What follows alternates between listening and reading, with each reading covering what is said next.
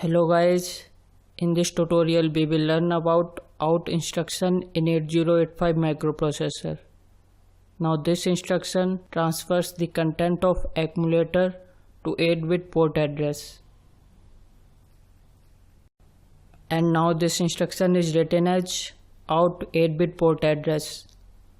Now this instruction transfers the content of accumulator to 8-bit port address. And now this instruction takes 2 bytes of memory, 3 machine cycle and 10 T states. And now let's say at location 7500H we write an instruction out 60H. Now this instruction transfers the content of accumulator to port address 60H.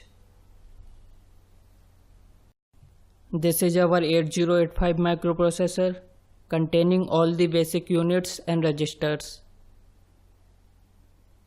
And now comes memory, starting from memory location 7500H. And now this is our output device. Output device contains memory locations 30H, 40H, 50H and 60H. And now this is our instruction out 60H. Now let's say accumulator contains a value 48 and program counter contains the address of the instruction, that is 7500H. Then instruction register goes to the memory location 7500H and fetch the instruction, that is out 60H. This process is called opcode fetch. After opcode fetch, the instruction is decoded in the instruction decoder.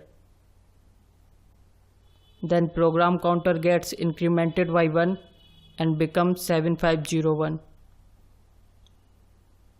Then the data at memory location 7501 gets copied to register Z.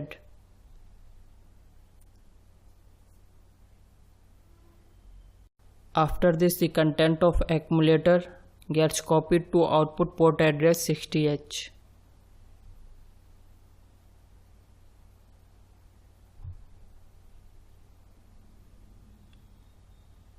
Then program counter gets incremented by 1 and becomes 7502. And now thanks for watching. If you like the video then please subscribe our channel.